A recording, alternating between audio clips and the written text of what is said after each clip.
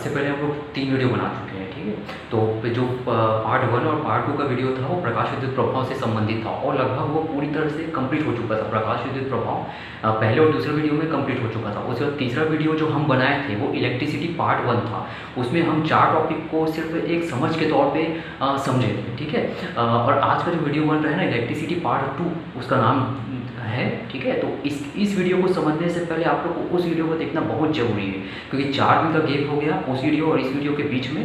तो उसमें हम लोगों ने क्या देखा था और कौन से टॉपिक पढ़े थे, उसमें हमने 4 टॉपिक देखा था। पहला विद्युत प्रभाव और विद्युत और उसके प्रभाव, और दूसरा था विभव और विभवांतर, तीसरा हमारा था विद्युत धारा, और चौथा ओम के नियम था, ठीक है। तो वो वीडियो हमने रिमेंबर वीडियो के तौर पे बनाया था, जिसमें हम सिर्फ टर्म्स की मीनिंग समझे थे कि टर्म्स होते क्या हैं, ये किस तरह से होता है, विभव विभवांतर क्या होता है। और आज का जो वीडियो है इलेक्ट्रिसिटी पार्ट 2 वो कम्प्लीटली नोट्स वीडियो है। इसमें आप सिर्फ कॉपी में पढ़ते जाएंगे और उसको सिर्फ याद करते जाएंगे कि पिछले वीडियो में हम लोग क्या पढ़े थे, ठीक है।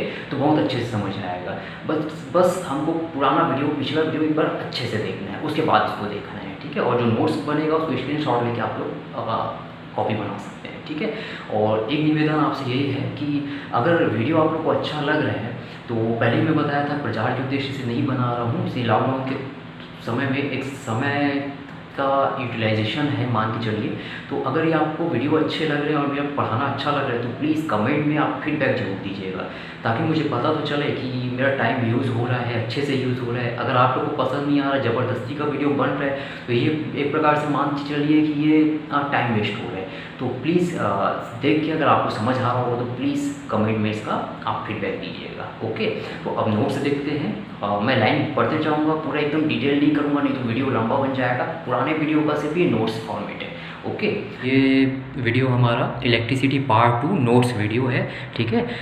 इसमें हम विद्युत और इसके प्रभाव फर्स्ट टॉपिक के तौर पे देखेंगे। इसको पढ़ने से पहले मैं उम्मीद कर रहा हूँ कि आप पहला वीडियो इलेक्ट्रिसिटी पार्ट 1 देख के अभी आए हैं और इसके आगे बढ़ रहे हैं अभी, ठीक है। तो अब जब मैं पढ़ूंगा तो आपको ऐसा ना लगे कि ये पढ़ रहे हैं और कुछ समझ नहीं आ रहा है, आप वो पिछला देख के आइए प्लीज़, ठीक है।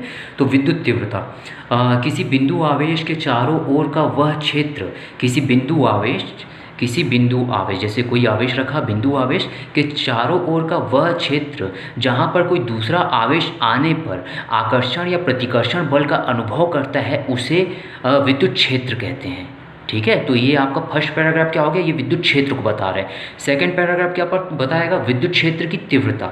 और एक बात हमको याद रखनी है ये कि जैसे 2 नंबर में आता है तो जहाँ जहाँ मैंने स्टार लगाया उसको नहीं लिखना है हमको, ठीक है। और जहाँ राइट लगाया वो लिखना एकदम नेसेसरी है, एकदम जरूरी है, ठीक। तो विद्युत क्षेत्र की तीव्रता किसे कहते हैं आएगा, ये 2012 या 13 में आया है क्वेश्चन कि विद्युत क्षेत्र की तीव्रता से आप क्या समझते हैं, तथा ये ऐसा आया है क्वेश्चन। तो आप उसके लिए यहाँ से चालू करेंगे। 4 नंबर में आ गया तो पहले विद्युत क्षेत्र क्या होता है ये बताएंगे, फिर विद्युत क्षेत्र की तीव्रता क्या होती है ये बताएंगे, ठीक है। तो अब मैं जंप कर जा रहा हूँ विद्युत क्षेत्र की तीव्रता, ठीक। तो देखिए, विद्युत क्षेत्र के किसी बिंदु पर रखा एकांक धनावेश या परीक्षण आवेश, एकांक धनावेश को ही परीक्षण आवेश कहते हैं। ये परीक्षण आवेश इसको इसलिए बोलते हैं कि यही तो जांच करता है कि वहाँ पे तीव्रता कितनी है, ठीक। तो विद्युत क्षेत्र के किसी बिंदु पर रखा एकांक धनावेश या परीक्षण आवेश जितने बल का अनुभव करता है उसे उस बिंदु पर विद्युत क्षेत्र की तीव्रता कहते हैं, तथा इसे ई से प्रदर्शित करते हैं। शॉर्ट में बता रहा हूँ, बताना नहीं चाहिए क्योंकि पहले वीडियो में पूरा था। ये प्लस क्यू आवेश है, इसके चारों ओर का वह क्षेत्र जहाँ तक इसका प्रभाव रहा इसे इसका विद्युत क्षेत्र कहे। अब ये बोल रहे हैं कि इस विद्युत क्षेत्र के किसी बिंदु पर, जैसे एक बिंदु मैं यहाँ पे ले लेता हूँ, रखा एकांक धनावेश या परीक्षण आवेश, यहाँ पे मैं एक परीक्षण आवेश Q0 रख देता हूँ, ठीक है। परीक्षण आवेश जितने बल का अनुभव करेगा, इस आवेश के कारण ये परीक्षण आवेश जितने बल का अनुभव करेगा उसे इस बिंदु पर विद्युत क्षेत्र की तीव्रता कहते हैं। इसको इस चित्र से बता देना, यहाँ पर एक आवेश रख देना प्लस Q और उसका एक क्षेत्र बनेगा ये, और उस क्षेत्र में एक बिंदु ले लेना P, और P पर ही एक परीक्षण आवेश रख लेना। और ये देखिए, ये आवेश क्या है, विद्युत क्षेत्र क्रिएट कर रहा है, और ये आवेश जो है हम जांच के लिए रखें, परीक्षण के लिए रखें। तो ये आवेश इस आवेश के कारण जितने बल का अनुभव करेगा ना उसे उसे इस बिंदु पर विद्युत क्षेत्र की तीव्रता हम कहेंगे। ठीक, तो ये हो गया हमारा विद्युत क्षेत्र की तीव्रता। अब इसको सूत्र के रूप में लिखना है तो इसको मैं बताया था आप लोगों को कि E=F/q0 लिखेंगे, क्योंकि जैसे हम जानते हैं चाल बराबर दूरी बटे समय होता है। चाल बराबर दूरी बटे समय, यानी एकांक समय में चली गई दूरी को चाल कहते हैं। तो वैसे ही एकांक आवेश पर लगने वाले बल को विद्युत क्षेत्र की तीव्रता कहते हैं। जो परिभाषा थी ना, उसी को हमने सूत्र के रूप में लिखा। क्लियर? तो ये आपका हो गया विद्युत क्षेत्र की तीव्रता। क्लियर? विद्युत क्षेत्र की तीव्रता। अब विद्युत क्षेत्र की तीव्रता जो होती है ना, वो एक अदिश राशि होती है। देखिए, यह एक अदिश राशि है। अदिश राशि क्यों है? क्योंकि विद्युत क्षेत्र की तीव्रता हमने क्या बोला, एकांक आवेश पर लगने वाला बल। तो बल तो अदिश राशि है, तो विद्युत क्षेत्र की तीव्रता भी क्या होगी, अदिश राशि होगी। तो यह एक अदिश राशि है। एक तो हमको ये याद करना पड़ेगा, और मात्रक पूछा जाता है, इसलिए विद्युत क्षेत्र की तीव्रता का मात्रक क्या होगा। तो इसके लिए हम क्या करते हैं, 10th की बुक में सिर्फ ऐसा ही मात्रक दिया हुआ है और 12th की बुक में CGS भी दिया हुआ है। ठीक है, तो हम दोनों को देख लेते हैं। जांचने वाले व्यक्ति के पर प्रभाव डालना भी एक बोलना चाहिए स्टूडेंट का फर्ज रहता है, यानी हम जितना अच्छे से लिखेंगे सामने वाला उतना ही उससे आकर्षित होगा। क्लियर? तो E=F/q0। चलिए इसके मात्रक निकालते हैं। तो F का मात्रक SI पद्धति में न्यूटन होता है, बल का मात्रक होता है न्यूटन, और आवेश का मात्रक होता है कूलाम। क्लियर? तो SI पद्धति में इसका मात्रक क्या हो जाएगा, विद्युत क्षेत्र की तीव्रता का न्यूटन पर कूलाम। न्यूटन पर कूलाम। ओके, और CGS पद्धति में बल का मात्रक डाइन होता है और आवेश का मात्रक स्थैत कूलाम होता है। तो इसका मात्रक हो जाएगा आपका डाइन पर स्थैत कूलाम। अब थोड़ा स्पीड बढ़ा रहा हूँ मैं, वीडियो लंबा जाएगा ऐसा लग रहा है मेरे को। तो अभी तक हमने क्या देखा, विद्युत क्षेत्र की तीव्रता की परिभाषा, उसका सूत्र, और वो उसका मात्रक, या वो सदिश है या अदिश है। इतना हो गया हमारा विद्युत क्षेत्र की तीव्रता में, सिर्फ हमको इतना ही पढ़ रहे हैं, विभव और विभवांतर। ठीक है, इसके पहले इसकी भौतिक व्याख्या हम लोग टैंक के उदाहरण से देख चुके हैं पहले वीडियो में, है ना। हमने ये कहा था कि जिस चालक में आवेश ज़्यादा होता है उसका विभव अधिक होता है, और जिस चालक का आवेश कम होता है उसका विभव कम होता है। धनात्मक विभव, ऋणात्मक विभव, ऐसा कहते थे। और आवेशों का प्रवाह कैसा होता था, धनात्मक विभव से ऋणात्मक विभव की ओर आवेशों का प्रवाह होता था, और यही विद्युत धारा का निर्माण करता था। ये पहले वीडियो का पूरा। लेकिन हमको परिभाषा जो एग्जाम में लिखनी है, वो परिभाषा हमको ये लिखनी है। तो विभव की परिभाषा क्या होती है, ये बहुत ज़रूरी है। ये ऐसी ही सेम परिभाषा लिखना। तो एकांक धनावेश को अनंत से, एकांक धनावेश को अनंत से विद्युत क्षेत्र के किसी बिंदु तक लाने में किया गया कार्य, उस बिंदु पर विभव कहलाता है। ठीक है, क्या बोल रहा हूँ, देखिए जैसे एक विद्युत क्षेत्र बना लेते हैं हम लोग, प्लस Q आवेश रखे और एक विद्युत क्षेत्र बना लिए। अब हम ये देख रहे हैं कि माना कि परीक्षण आवेश जो है वो अनंत पे है, इसको मैं अनंत बिंदु मान लेता हूँ, और यहाँ पे मैं परीक्षण आवेश को रख लेता हूँ। अगर इस परीक्षण आवेश को मुझे इसके विद्युत क्षेत्र के अंदर बिंदु P तक लाना है, तो अनंत से विद्युत क्षेत्र के किसी बिंदु तक परीक्षण आवेश को लाने में जो कार्य करना पड़ेगा वही इस बिंदु पर विभव कहलाएगा। यही विभव की परिभाषा है। ठीक, तो एकांक धनावेश को अनंत से विद्युत क्षेत्र के किसी बिंदु तक लाने में किया गया कार्य उस बिंदु पर विभव कहलाता है। इस बिंदु का विभव कहलाएगा वो जितना यहाँ से यहाँ तक किया गया कार्य होगा। अब कार्य क्या होता है, वो अदिश राशि होती है ना, उसकी कोई दिशा होती है कि कार्य की नहीं होती है, इसलिए यह भी एक अदिश राशि होगी, यानी विभव भी क्या होगी, एक अदिश राशि होगी। इसे V के द्वारा प्रदर्शित किया जाता है। अब इसको भी सूत्र के फॉर्म में लिख लेते हैं। तो अगर हम परीक्षण आवेश को Q0 मान लेते हैं और परीक्षण आवेश को अनंत से बिंदु P तक लाने में किया गया कार्य को W मानते हैं, तो सूत्र के अनुसार विभव V बराबर हो जाएगा W/Q0। ओके, तो विभव V = W/Q0। अब इसका भी हम मात्रक निकाल लेते हैं। तो एक चीज़ तो आप लोग याद रख ही लेना कि विभव और विभवांतर दोनों का ऐसा ही मात्रक जो होता है वो वोल्ट होता है। क्या होता है, वोल्ट होता है। ऐसा ही मात्रक क्या होता है, दोनों का वोल्ट होता है। और CGS मात्रक स्थैत वोल्ट होता है। लेकिन इससे एक और मात्रक बन रहा है सूत्र से, जैसे W का जो मात्रक होता है SI पद्धति में जूल होता है और आवेश का कूलाम होता है। ठीक है, तो SI पद्धति में विभव का मात्रक क्या हो जाएगा, जूल पर कूलाम हो जाएगा। तो या तो वोल्ट या जूल पर कूलाम, ये ज़्यादा महत्वपूर्ण है। ओके, उसे CGS में स्थैत वोल्ट हो जाएगा। और CGS पद्धति में कार्य का मात्रक होता है अर्ग, और आवेश का मात्रक होता है स्थैत कूलाम, तो अर्ग पर स्थैत कूलाम। ओके, और 1 वोल्ट की परिभाषा भी हमारे 10th की बुक में दी हुई है। 1 वोल्ट की परिभाषा, वैसे इतना IMP मेरे को लग नहीं रहा है, लेकिन मैं ओरल इसको बोल देता हूँ। ओके, तो देखिए 1 वोल्ट, वोल्ट किसके बराबर बोला आपने, W/Q0 को वोल्ट बोल रहे हैं, मात्रक बोल रहे हैं उसका। तो 1 वोल्ट को परिभाषित करने बोलेगा तो कुछ नहीं है, इसमें 1 लगा देना। विभव की परिभाषा बोलना, 1 कूलाम आवेश को अनंत से विद्युत क्षेत्र के किसी बिंदु तक लाने में यदि हमें 1 जूल का कार्य करना पड़ रहा है तो वहाँ पर विभव 1 वोल्ट का विभव होगा। क्लियर, इसको ज़्यादा डीप में मत जाओ, इतना ज़्यादा ज़रूरी है। ओके, अब बढ़ते हैं विभवांतर की तरफ। देखिए ये अब विभवांतर की परिभाषा है। आवाज़ थोड़ी गूंज रही होगी कमरे बंद के नाम से, तो फिर से आप लोग ईयरफोन लगा के इसको सुनिएगा, है ना। विभवांतर की परिभाषा देखते हैं। विभव और विभवांतर में क्या अंतर होगा, देखो मैं पहले ना इसको मौखिक समझा देता हूँ, तब आपको डेफिनेशन अच्छे से समझ आएगी। जैसे कि एक विद्युत क्षेत्र बना लिए हम, +Q आवेश रख लिए, +Q आवेश रख के एक विद्युत क्षेत्र बना लिए। अब हम ये मानते हैं कि यहाँ पर 2 बिंदु हैं, एक बिंदु B, दूसरा बिंदु A। तो विभवांतर की परिभाषा के लिए हम क्या बोलेंगे, विभव में हमने क्या कहा था, एकांक धनावेश को आप अनंत से विद्युत क्षेत्र के अंदर ला रहे थे ना। अब विभवांतर में क्या होगा, विद्युत क्षेत्र के अंदर ही एक बिंदु से दूसरे बिंदु में लाने में जो कार्य करना पड़ेगा वो विभवांतर होगा। फिर से डिफरेंस समझ लो, विभव अनंत से विद्युत क्षेत्र के किसी बिंदु में लाने में किया गया कार्य, और विभवांतर का मतलब दोनों बिंदु अंदर ही रहेंगे। अब बोलता हूँ परिभाषा में, एकांक धनावेश को, जैसे मान लेते हैं Q0 B पर रखा हुआ है, एकांक धनावेश को विद्युत क्षेत्र के अंदर एक बिंदु से दूसरे बिंदु तक, यहाँ से यहाँ तक लाने में किया गया कार्य ही विभवांतर कहलाता है। एकांक धनावेश को विद्युत क्षेत्र में किसी एक बिंदु से दूसरे बिंदु तक लाने में किया गया कार्य विभवांतर कहलाता है। अब यह भी क्या हुआ, कार्य हुआ, बस अंतर क्या था, वो अनंत से विद्युत क्षेत्र के किसी बिंदु पर आ रहा था, और यहाँ पे क्या हो रहा है, एक बिंदु से दूसरे बिंदु तक आ रहा है, विद्युत क्षेत्र के अंदर ही दोनों बिंदु हैं। अब यह भी अदिश राशि होगी, क्योंकि कार्य क्या होती है, अदिश राशि, तो यह भी अदिश राशि, इसे भी V से ही आप प्रदर्शित करेंगे।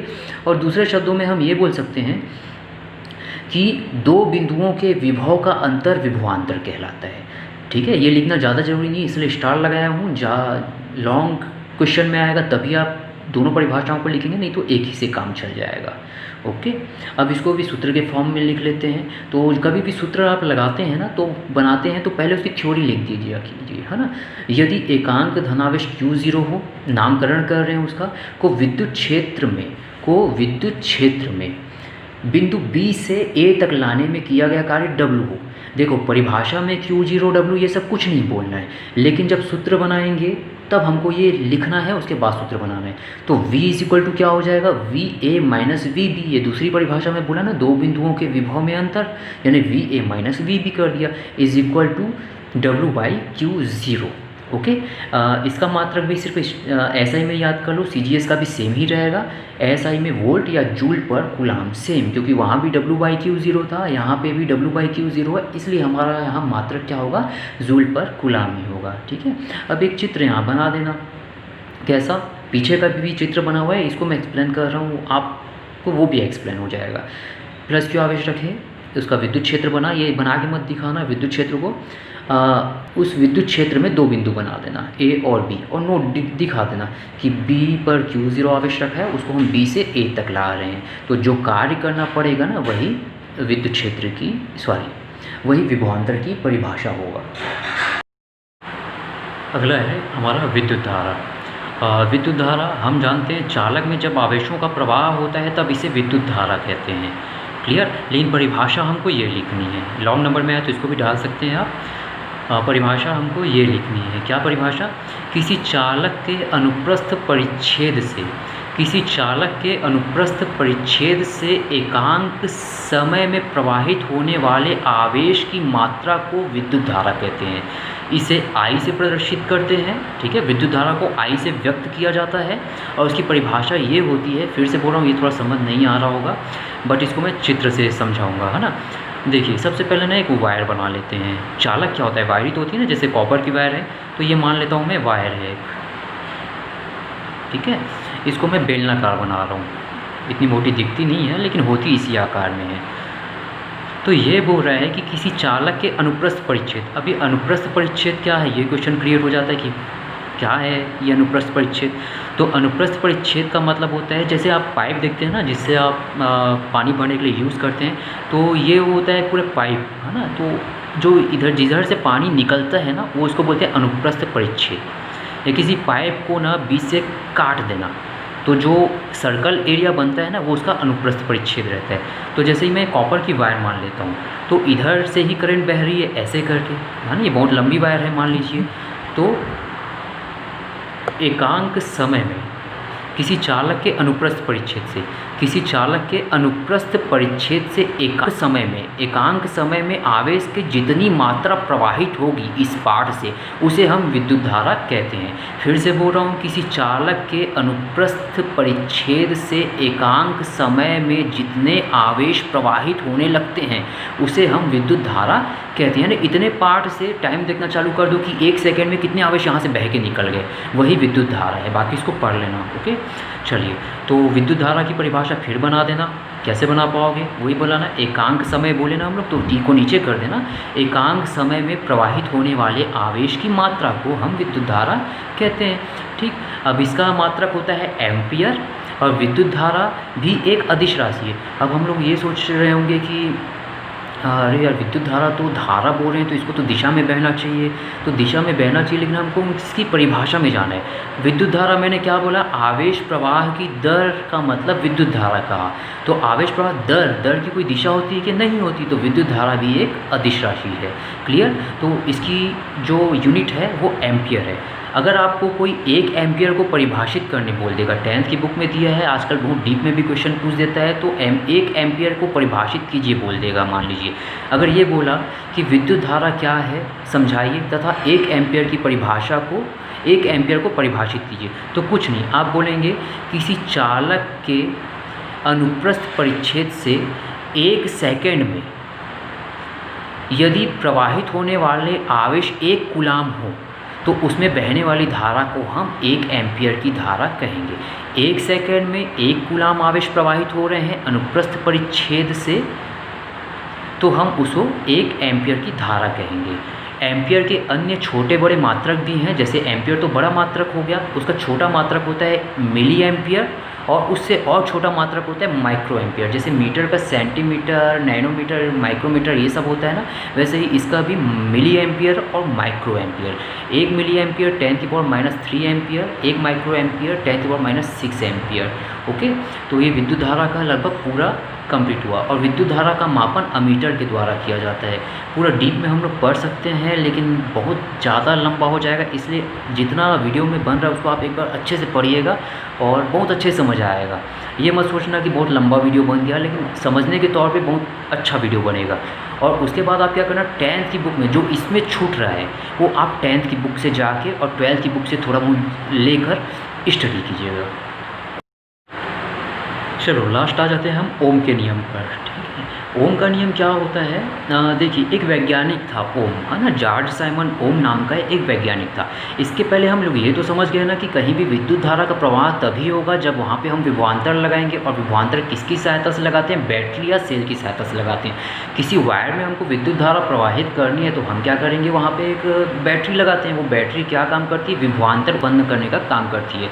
फिर आवेश क्या होते हैं, अधिक विभव से कम विभव की ओर प्रवाहित होने लगते हैं, और यही विद्युत धारा का निर्माण करता है। तो ओम नामक एक वैज्ञानिक था, 1887 में वैज्ञानिक ओम, जॉर्ज साइमन ओम ने क्या किया, लगाए गए विभवांतर और उस लगाए गए विभवांतर के कारण प्रवाहित होने वाली धारा के बीच संबंध प्राप्त करने के लिए प्रयोग किए। और प्रयोग करने के बाद एक नियम दिया, क्या बोला, लगाए गए विभवांतर और उसके कारण जो धारा प्रवाहित हो रही थी उस दोनों के बीच संबंध प्राप्त करने के लिए कुछ अध्ययन किया इसने, और कोई एक नियम दिया। ये लिखना ज़्यादा ज़रूरी नहीं है, ज़्यादा नंबर पड़ेगा, बट ओम के नियम की परिभाषा में हमको ये लिखना है। 2 बार पढ़ूंगा इसको, ठीक है, उसके बाद और अच्छे से समझ आएगा। यदि किसी चालक की भौतिक अवस्था यदि किसी चालक की भौतिक अवस्था, ये कौन दिया है नियम? ओम दिया है। और नियम जो होते हैं ना वो एक ही रहते हैं, उसको हम लोग अलग अलग भाषा में नहीं लिखेंगे। जो ओम ने नियम दिया हमको सेम उसको वैसे रूप में लिखना पड़ेगा। स्टार्टिंग तो आप अपनी भाषा में लिख सकते हो कि लगाए गए विभवांतर और बहने वाली धारा के बीच ओम ने अध्ययन किया और एक नियम दिया जिसे ओम का नियम कहते हैं, और वो ओम का नियम है इस प्रकार है। तो इस प्रकार के बाद आप ऐसा लिखेंगे, यदि किसी चालक की भौतिक अवस्था जैसे लंबाई, ताप आदि में परिवर्तन न किया जाए, यानी एक चालक लिया है जैसे कॉपर की तार ले लिया और वो यह बोल रहा है यदि किसी चालक की लंबाई और ताप में परिवर्तन नहीं किया जाए, लंबाई और ताप में परिवर्तन नहीं किया जाए, तो उसमें जो प्रवाहित होने वाली विद्युत धारा है उसके सिरों पर लगाए गए विभवांतर के अनुक्रमानुपाती होती है। इसे ही ओम का नियम कहते हैं। क्या बोल रहा है ओम? कि यदि किसी चालक की भौतिक अवस्था में परिवर्तन नहीं किया जाए, यानी उसकी लंबाई, चौड़ाई, ताप आदि में परिवर्तन नहीं किया जाए, तो उसमें जो प्रवाहित होने वाली धारा रहती है ना वो उस पर लगाए गए विभवांतर के अनुक्रमानुपाती होती है। इसका मतलब जितना ज़्यादा विभवांतर आप लगाएंगे उतनी ही ज़्यादा धारा उसमें प्रवाहित होगी। अनुक्रमानुपाती का मतलब यही हुआ। तो ओम ने इसका निर्धारण किया।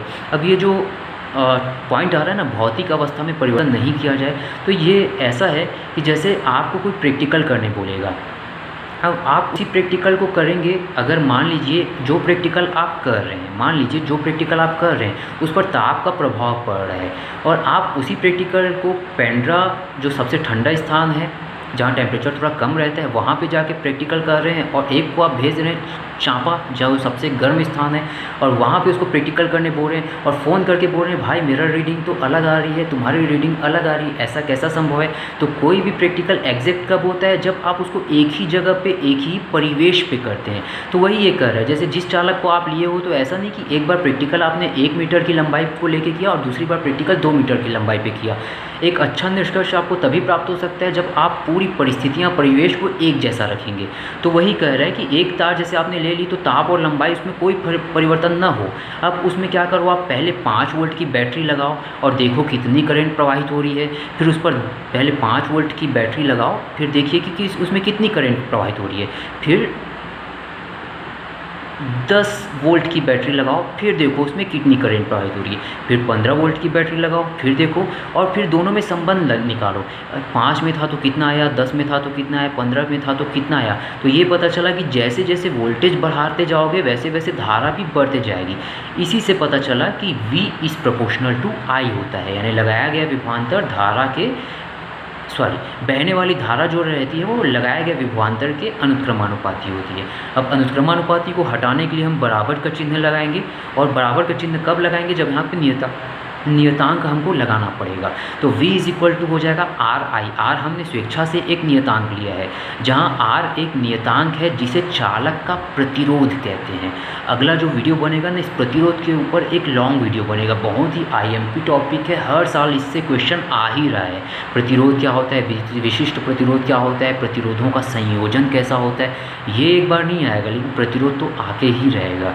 क्लियर? तो आप हम V is equal to RI निकाले, ओम का नियम बोल, R का मान निकालने के लिए I को इसके नीचे कर दो, तो ये आपका क्या हो जाएगा, R is equal to V by I। तो प्रतिरोध की परिभाषा यहाँ से भी बना सकते हैं कि लगाए गए विभवांतर तथा बहने वाली धारा के अनुपात को प्रतिरोध कहते हैं। तो ओम का नियम भी मेरे ख्याल से समझ आ गया होगा। ये फिजिक्स है, इसलिए वीडियो जितना हम एक्सप्लेन करेंगे उतना लंबा बनते जाएगा। ठीक है, तो बस इतना आप लिख देना, और उसके बाद इसके लिए एक छोटा सा बोलना चाहिए ग्राफ बना देना।